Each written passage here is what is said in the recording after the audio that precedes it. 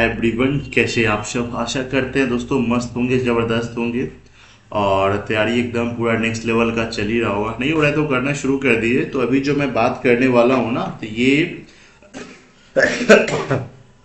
माफ़ कीजिए, कल जो IBPS PO मेंस का जो पेपर हुआ है 2 शिफ्ट में, ठीक है। दोनों शिफ्ट में क्या कैसे कुछ पूछा गया है, नहीं पूछा गया है, किस किस टॉपिक से क्वेश्चन पूछा जाता है, क्या कैसे डिफिकल्टी लेवल है, गुड अटेम्प्ट, सब कुछ बात करने वाले हैं, ठीक है। बट आप लोग एकदम पुरान तक बने रहना, ठीक है दोस्तों। सबसे पहले जो है ना, बात करते हैं शिफ्ट 1 का, ठीक है ना।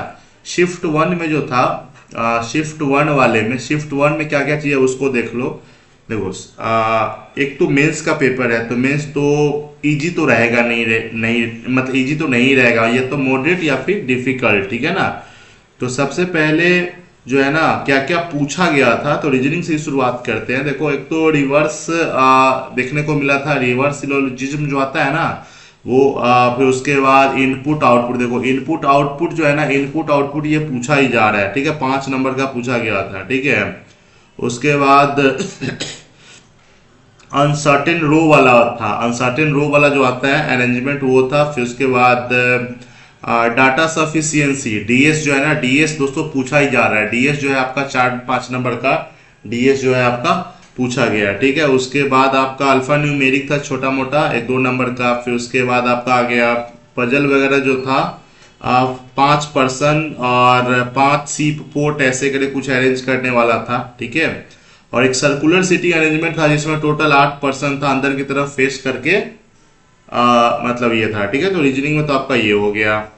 क्वांट में इसमें जो रहता है ना, अर्थमेटिक नहीं, ये पूरा डीआई बेस्ड रहता है, ये चीज ध्यान में रखना। इस वाले, अब ऐसा नहीं कि सारे मेंस में रहता है, ये आपका एसबीआई पीओ मेंस हो गया, आईबीपीएस पीओ मेंस, इसमें ज्यादा से अगर आप डीआई वगैरह, डीआई डीएस हो गया, ठीक है ना, ये सब अच्छा खासा कर लोगे तो आपका स्कोर हो जाएगा, ठीक है।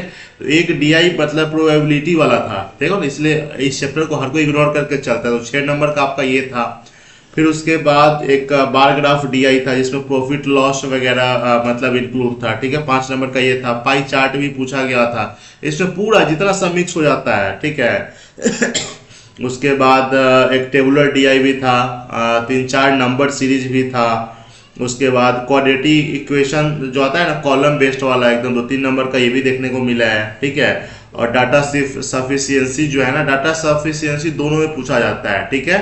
मैथ में भी और रीजनिंग में भी, और वो भी 4-4 नंबर का, कम मतलब 4-4 क्वेश्चन जो है वो पूछा जाता है, ठीक है। ये चीज ध्यान में रखना। और उसके बाद इंग्लिश में जो है ना, देखो इंग्लिश में क्या क्या पूछा गया था। आरसी, आरसी 1-2 लगभग 2 ही मान लो ना, 2 कंप्लीट, और बाकी छोटा मोटा भी रहता है, 1 नंबर, 2 नंबर, 3 नंबर कैसे करके, ठीक है ना। देखो आरसी पूछा ही गया। उसका क्लोज टेस्ट था कंप्लीट, क्लोज टेस्ट जो था, क्लोज टेस्ट ये 5 क्वेश्चन ये भी था, फिलर देखने को मिला था। फिर इन्फेरेंस वाला जो आता है वो हो गया, कनेक्टर आ गया, कनेक्टर एकदम मेंस में यही सब पूछा जाता है। फिर उसके बाद आपका यही 1-2 फ्रेज वाला भी था एकदम, ठीक है। और करंट अफेयर्स का तो स्पेशल वीडियो बना देंगे। और यही था।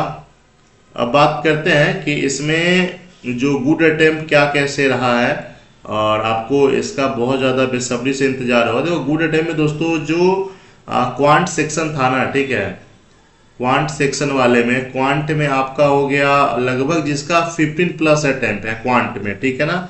और उसके बाद जो बात करते हैं रीजनिंग का, तो रीजनिंग में जिनका भी लगभग 22+ अटेम्प्ट है, गुड अटेम्प्ट माना जा रहा है, ठीक है।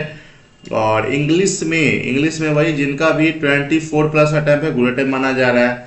और करंट अफेयर्स में जिनका भी जीए वाला जो जनरल अवेयरनेस सेक्शन, जिनका भी 18+ अटेम्प्ट है, गुड अटेम्प्ट के कैटेगरी में आ रहा है।